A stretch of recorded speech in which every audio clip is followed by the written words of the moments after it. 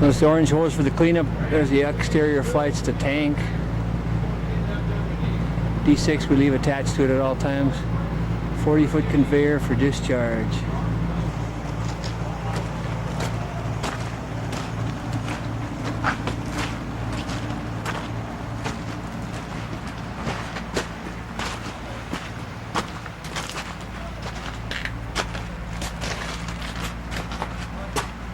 Here's the power system.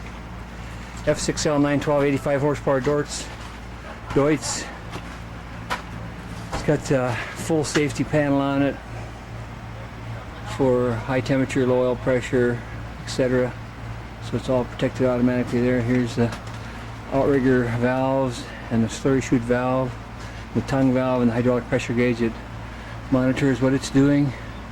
And here's the trommel barrel valve, and it has also its own gauge. Get over here so the lighting gets decent on this thing. And it shows the pressure. It's reversible. It's a fuel tank. In the back is the oil tank for the hydraulics. Get back here, I guess the lighting's better. It's too close there. I'll just zoom this gauge in. I guess that's not good. The lighting goes away.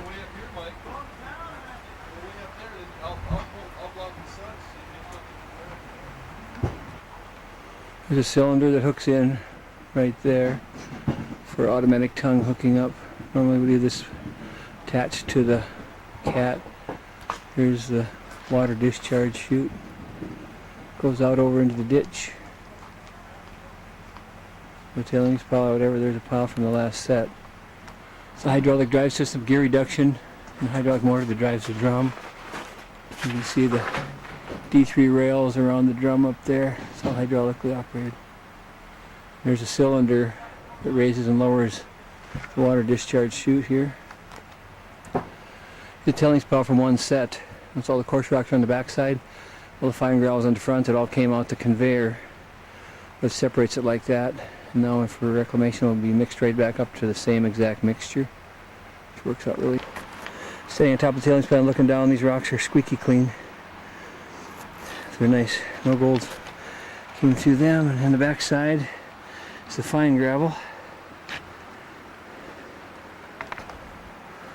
It's the conveyor, the water chute discharge, conveyor supports. As you can see the door where it hooks into the water tank, controls the water level. There's the exterior flights, the hopper, the cable grizzly. I'll zoom it in. Sheds off unnecessarily big rocks. They'll fit through there, but there's really no reason to beat the machine to death. We feed it with a Cat 345. It's got a cutting edge on the bucket. Could zoom the bucket in right down there. I think I see it. Peeking around there, yep. There's no teeth on there. It's strictly a grater or loader cutting edge. It cuts the bedrock clean and flat.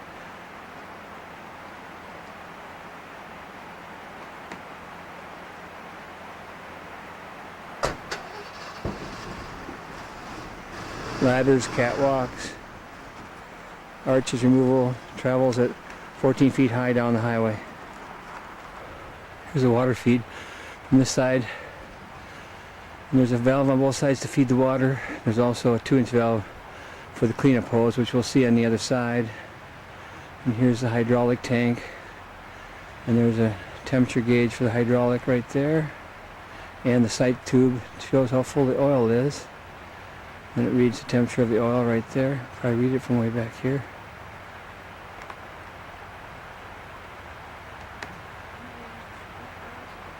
The sump there for any moisture that might collect.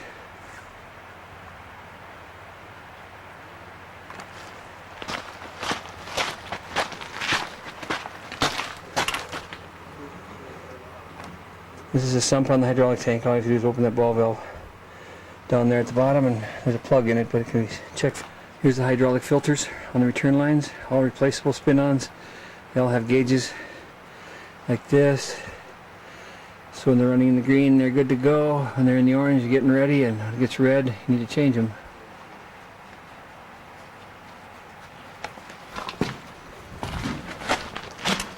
And this is on the intake side. There's a strainer on each section of the pump. Same thing, it's its own operating gauge. So it tells when you're getting, if you're getting any plugging in the strainer. So you can pull that strainer screen and clean it. It's one on each line there. Only one visible from here, the other one's down in the piping, a little to the left.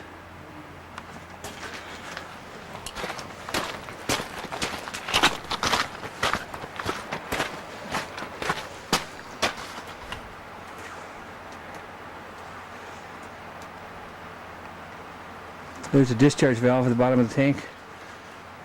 Notice the bigger valve there. It's for draining the water down. And then you open this water main valve that works good with gravel. And you can drain the entire cleanup right out of there. It takes 5 to 10 minutes. Depends on how fast you are. Just look at 345 bucket, 2.5 yard with a cutting edge.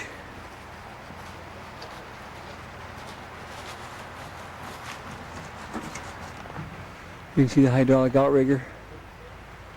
Real positive, so it can be leveled in any situation. There's one on each side like this. And then it's on a single swivel on the front axle, so there's never a strain on the frame. It can be just leveled. There's the hose for cleanup. And this hose has got good volume, so it's taken up inside the drum.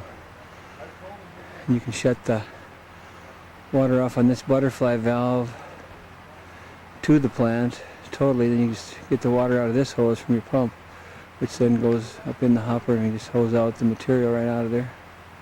Sorry I zoomed that so fast.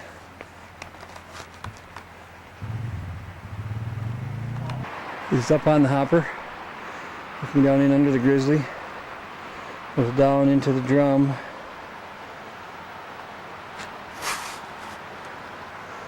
So you get that far to reach it. So standing on the conveyor, looking down inside the drum.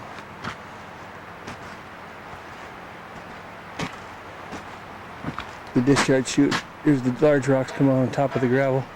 Gravel comes out behind it, on the end of the tank.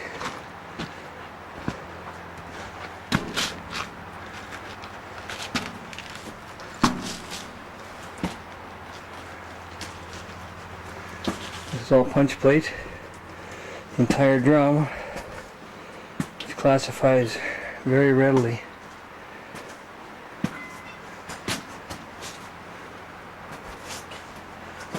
And here's one of the good features of this unit. The brush and sticks make no difference. They just float right on out through it, no problem.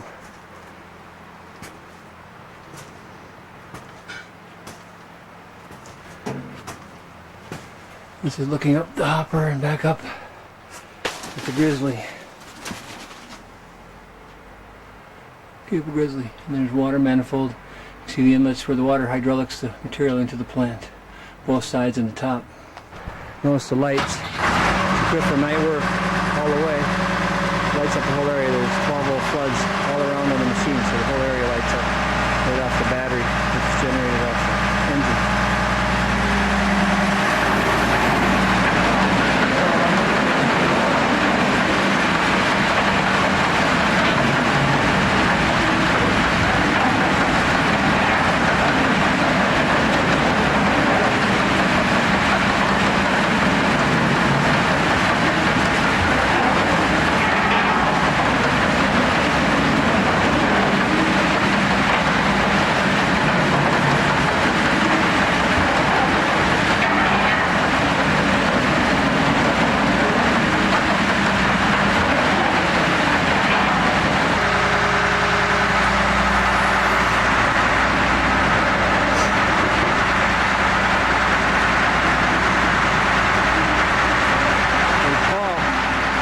Bushman from Alaska.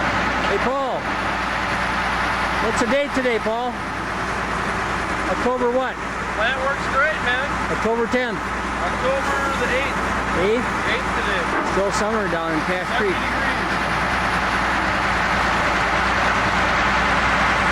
There's the augers outside. There's the conveyor dumping the fine gravel.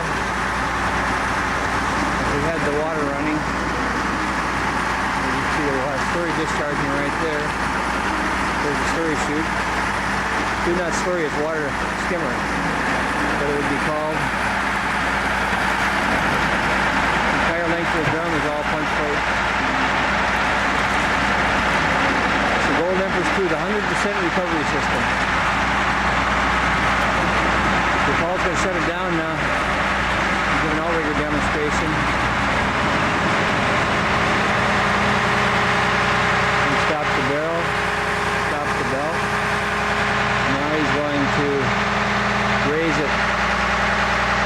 This has 4 feet of travel, so when you're pulling the machine uphill, you can always level the machine to whatever degree slope you want easily without fighting it. But it's sitting literally on the ground now. If you have 1 foot of slope of 25 feet, then you raise it 1 foot high.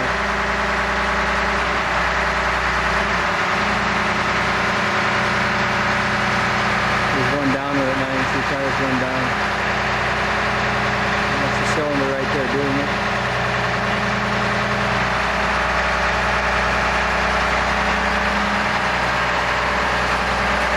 I'll have him raise it again.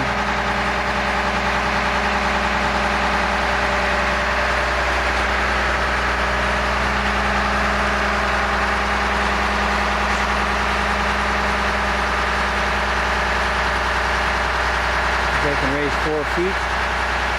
And it swivels on the front axle, so there's never a strain, no matter where you park. Level sideways, and just the touch of a fingertip.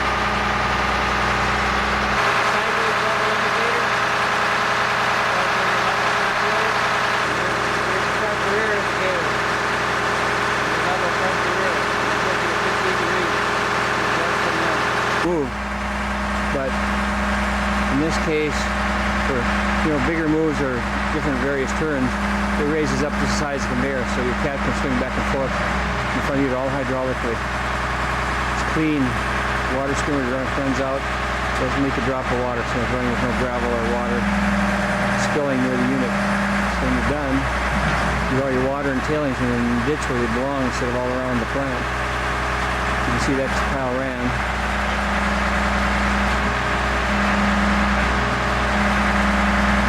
Stop in any position, but the down is the normal. This will be coming into down position now, and this right there will be operating. This is a water skimmer door, controls the level of water, so it stays low enough so it doesn't come out the door but gets maximum cleansing action. Then it goes up here on the tank, and you'll see where the gravel discharges on the conveyor right there. Just got a whole bunch of.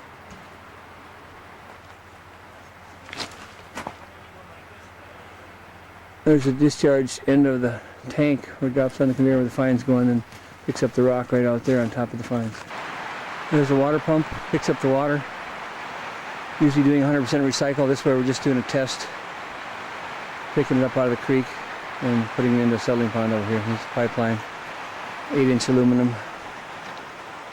It runs on down to the plant. It's going to be bad lighting here. It's going to shut me down, but hooks up right to the plant. Pipeline from the downstream side feeds the plant flex hose, so you can move the plant without disconnecting any hose. Pipe on a little trailer, you can pull it around with any small cat or fuel truck or whatever. Move it around, load it, unload it, and it's 1,000 feet on hand, so we can separate the pump plant by up to 1,000 feet or more if we need.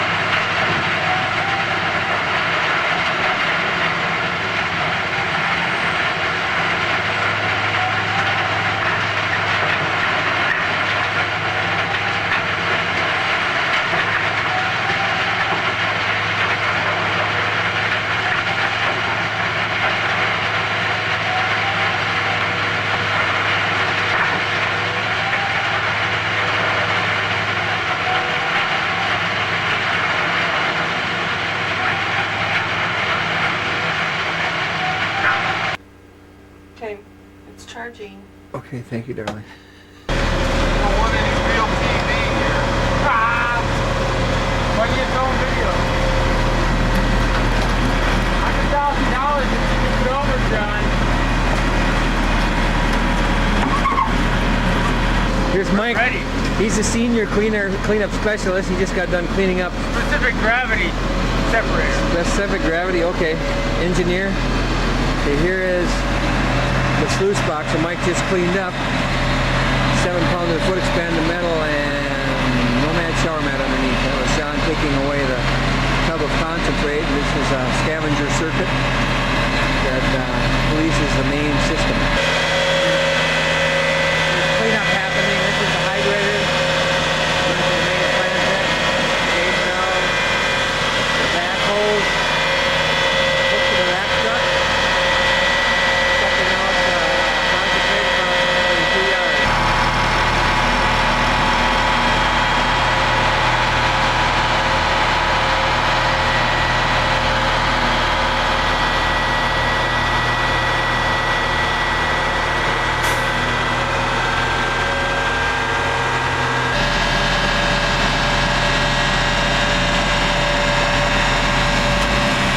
John's now setting the cleanup from the sluice out. So back up and back over and suck it up too in about 2 minutes. It'll work very quickly.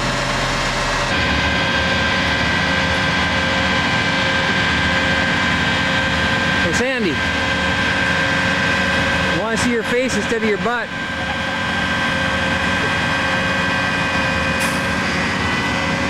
U6 attached to the plant. Hey Gloria, a smile, thank you. There goes the senior specialist. He's leaving for the cleanup van. Here's a rear view of the vac truck running, sucking in the cleanup. Now the Gold Empress II.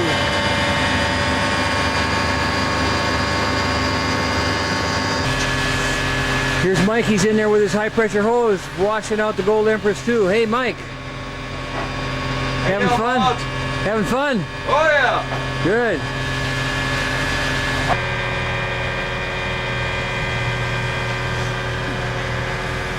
There's the cut from the last pass, and those are the cones from the last sets. Each cone is one set. Approximately 3,000 yards per set. About one set done per day. It runs 3,000 to 3,600 yards, which is 80 feet long by 90 feet wide. No, 80 feet wide by 90 feet long by 9 feet deep bank.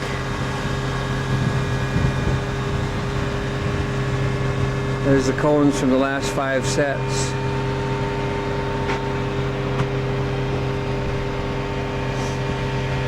Down there is the water pump, picking up the water for 100% recycle. Pipeline comes up the bank. Down here, there's the girls down there having a little chat. I'll zoom them in. Gloria and Sandra.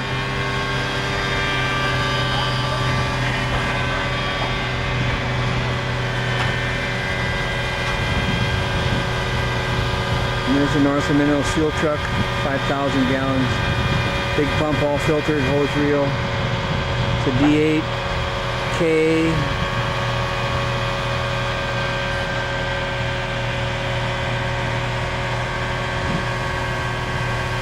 And there's a D6B.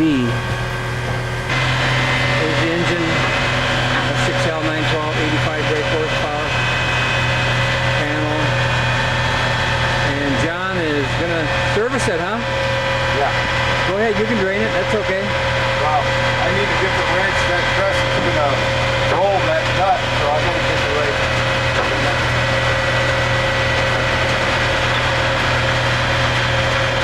There's a bank of 4 valves for the outriggers, 2 outriggers, 1 for the slurry chute, 1 for the conveyor, and the big one is for the grizzly throttle, and pressure gauges show the resistance. There's the PSI working. Right behind there is the hydraulic tank. You see the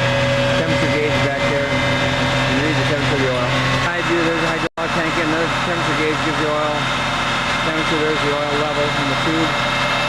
There's a water inlet, so it can be fed water from either side. All riggers have 4 feet of lift, so it's easy to get used as you want. The outer flight and the discharge for the slurry and the water for the sluice for the scavenging circuit. We have a D6C for pulling the plant. They're attached all the time. It's just easier than hooking and unhooking. Less breakage that way. This is the cut from the last several passes. That first pile is the first part of the next set. And these are the rows of cones from the last set that I filmed earlier in this film. We'll progress alongside the... Okay, looking from another view, there's the piles alongside of the cut. There's the D6, there's the bedrock drain. It was for those piles and now it's been extended over to this cut. Now it's tied together right there. There you can see the clay bedrock all scraped clean.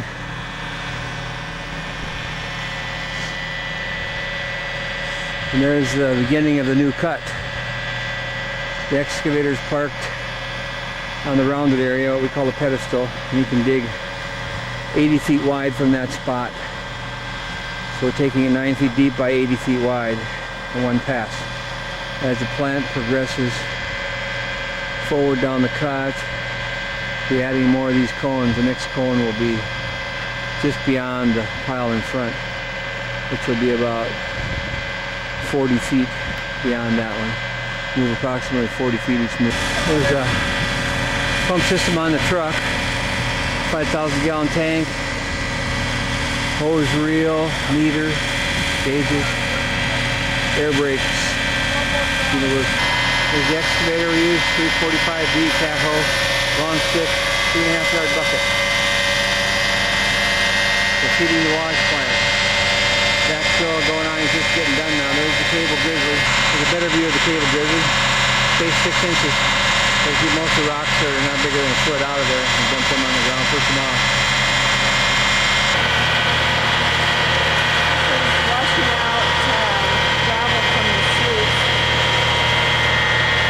and pulling it up into the back pit.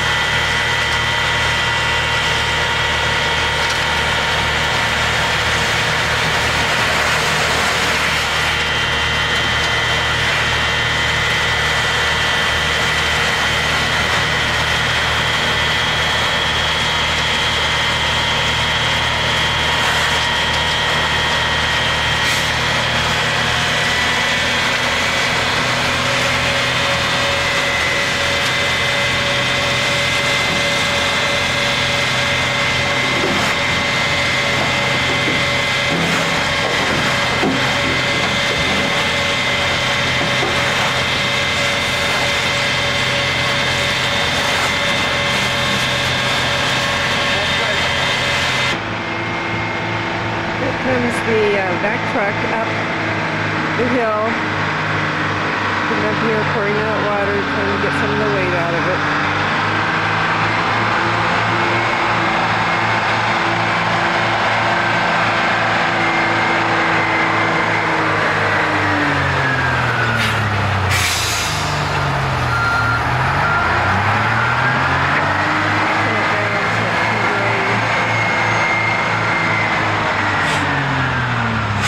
Spot so it can drain.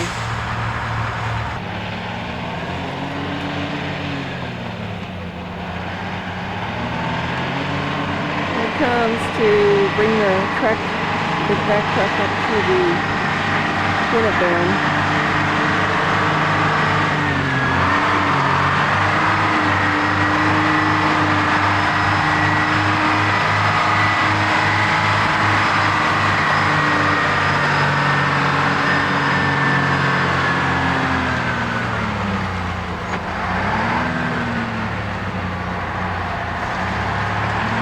Right up on the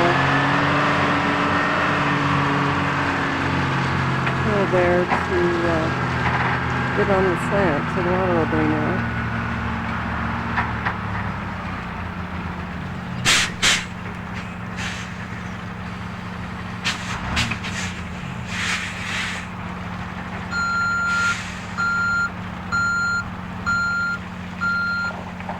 Okay, here we are hooking up the hose and pipes.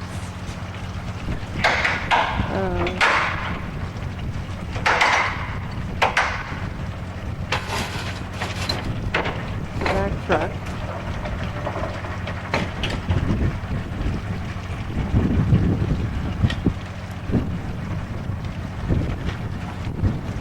And Sandy up on top there, getting the hose ready.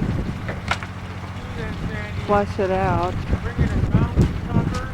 Yeah, on the other side, behind those pipes, I'll help with.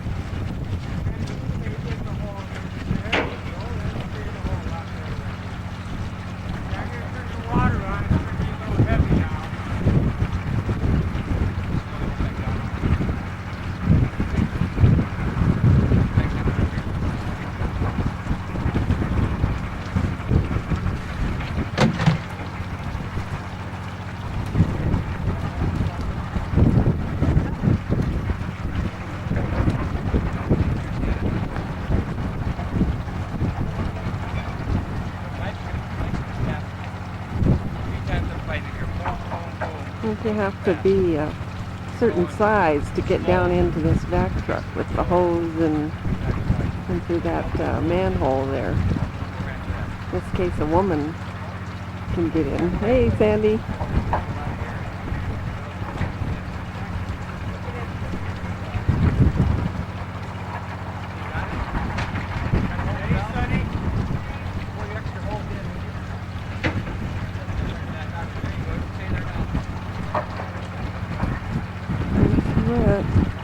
Gone down into the truck.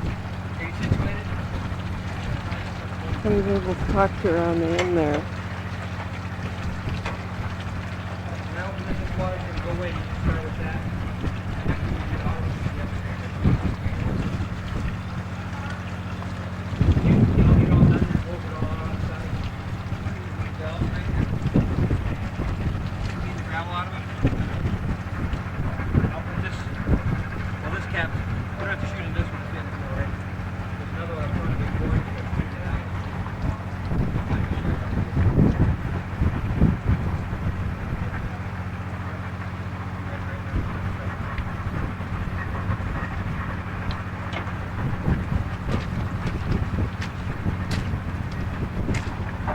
Stop for a second. Hard enough with the equipment right now after we hooked up the vac truck. And we Ready have to our new go. pump in today too. You did, good. That's 4 submersible pumps, switches, gives us 250 gallons a minute. And now he's turned on the Nesco bowl. Now he's turning on the water for the jig.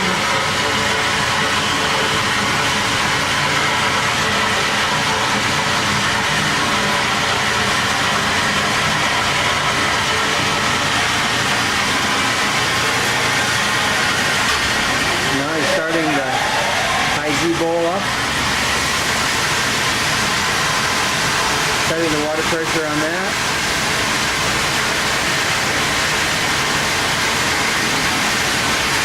Now he's showing the switch for the nutriator pump. It's fed by the... Have to wait for the other jig pipe to fill up. Okay.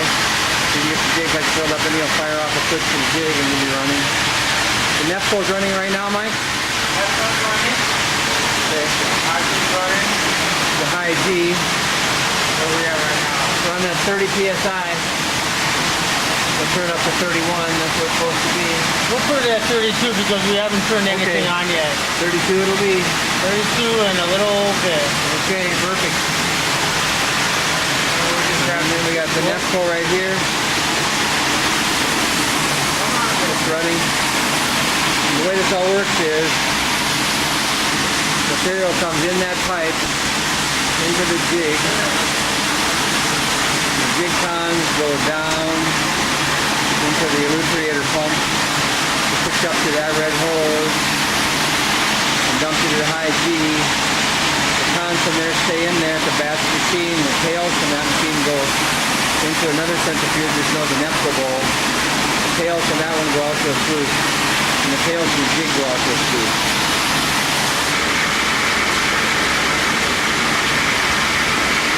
There's the jig bed running.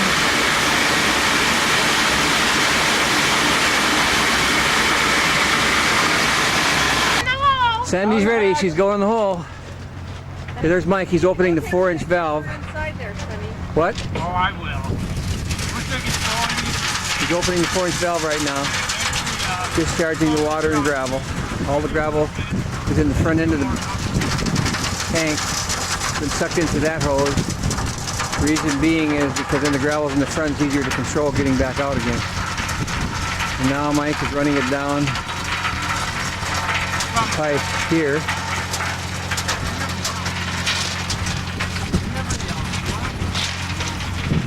And he's going to screen it right there.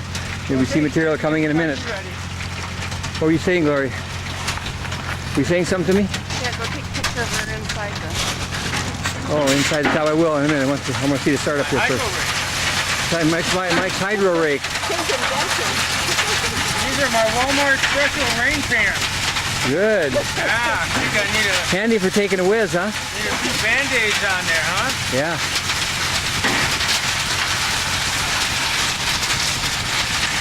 It'll take a while for this thing to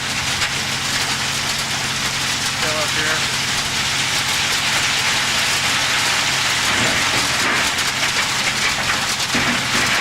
Does she know how much to set the hose and everything? Pardon? Does she know how much to set the hose? Tell her? No. I don't know about the technique. Okay, I'll go up and give her some guidance. This is Sandy's first day on the wash valve, so Mike rakes it here. This screen runs the material that comes from the truck, which is 1.25 inches to minus, down to 1/2 inch. It goes into this tub, 1/2 inch minus, into that black pipe, into that silver pipe, and then down to the jig.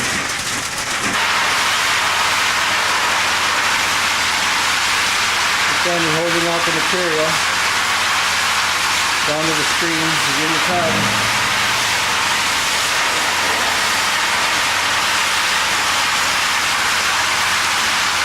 You hydraulic it in that way. It's a nice controlled flow to the screen. There's a big nugget right there.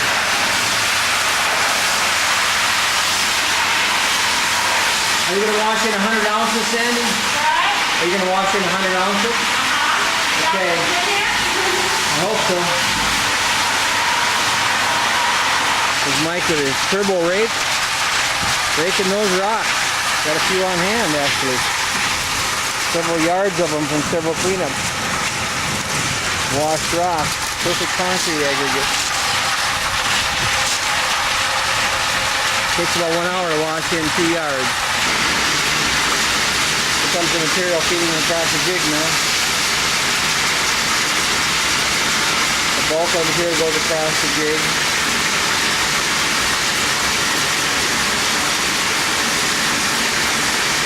And the tailings from that go into that drain pipe, which goes outside to a flute. And the concentrates from the jig drop in the hutches right there. Travel through those 2 pipes into the elucidator pump. So you can see the ones running real black. That's the concentrates in the first hutch, checking them all. Definitely just checking. Elucidator pump comes set up through the red pipe. Up the red pipe into the high G bowl. The high G is running at 31 psi on the money.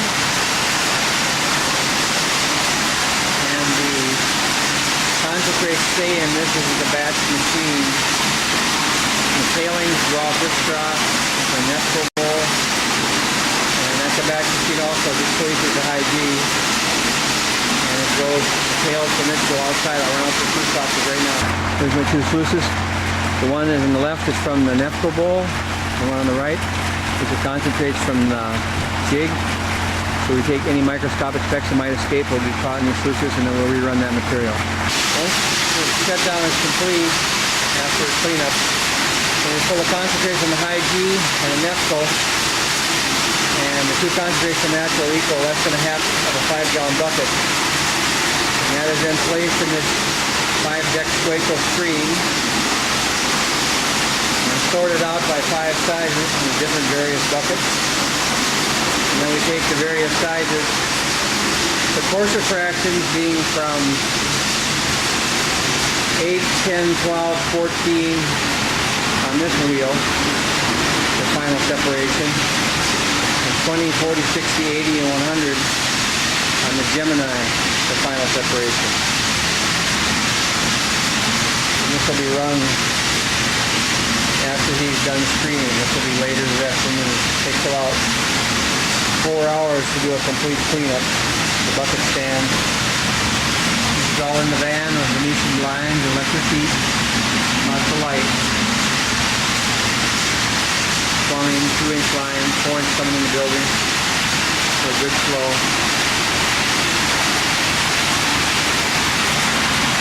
You seeing lots of gold, Gloria? You seeing lots of gold? We're waiting for another 100 ounces. Where?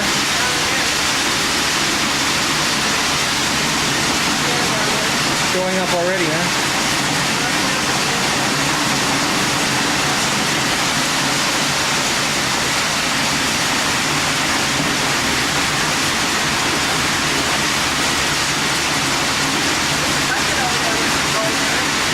These are super fine stuff. They're just a little dab from leftovers or something. That's like a couple 3 ounces there. Something we had left over.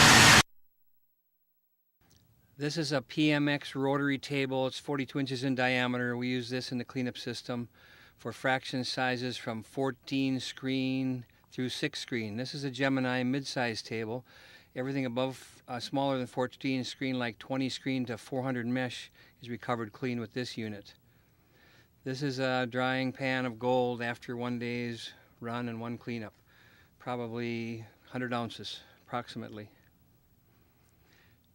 This is the bottom of the vac truck after we're washing out the concentrate, and it gets quite concentrated just at the last before it goes out, and this represents the same gold you saw on the drying pan. And this represents about 2,500 ounces of gold, approximately 1 month's recovery, and it's varying in sizes from coarse on to ultra fine. This is packed in the jars ready for shipment to the refinery. We usually take gold to the refinery approximately once a month from the mining operation. This is a Cessna 206. We have a 200-gallon internal fuel tank used for flying fuel to any sites that are remote that we find it's unreasonable to haul it by road.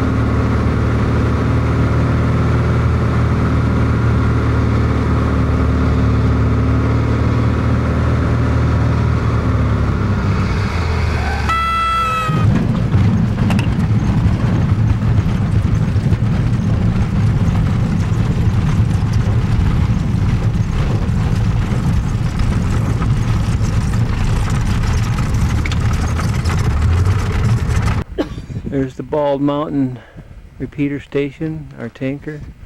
Gloria's XP sitting on the runway, her bush plane on this newly refined black-topped, well, it isn't quite black-topped yet, but it's getting close, runway. 3,600 feet. Margaret Harms's Connex swinging on around to the Alaska Range, and lo and behold, oh, I missed McKinley. Here it is. I have to zoom him in to get a hold of it here. It's sticking above the clouds, just barely, right there. There's Mount McKinley from Bald Mountain Strip. Kind of hard to hold it steady. That's where a guy lives, Gloria. A guy named Eugene that lives there year-round, supposedly. We were right down by that with the four-wheelers. Oh, that's right. You were talking about Zooming out the Alaska Range. I'm putting it out on full normal lens now. Looking at the fall colors and the sun down there. They're absolutely gorgeous today. Bright orange. We're looking over the Matsu Valley. A few clouds out there over by Trapper Creek. Small lakes. On around towards Squintin away. And on towards Mount Susitna. And that. there's, That's way over there. I'm aiming right at it, aren't I? No, you're Past it? You're way down to the right is Mount Susitna. With the little hill to the left of it. Oh, Mount Susitna's right there? It's right there. The little hill to the left. Okay, I'm aiming right at Mount Susitna right now. Down there. Right there. Where the cloud is, right above on the mountain. Yeah. That's not Mount Susitna. Yeah, it is. I know this. No, that's the one above Squintin, Gloria. Yes, it Squintin is. is over there. That's Genlo. Oh, maybe so. Yeah, that's right. But That I is, recognize the little hill yeah, next to it. that is Mount Susitna. By golly, you're right. You're a pretty smart cookie. I'm going to zoom Mount Susitna in. We're standing on Bald Mountain looking at the place we got married. Right there. All right. I like it. You're right. That is Mount Susitna. See it from nicely from up here. Okay, we're shutting down. We're going to fly out of here and go to the Peters Hills.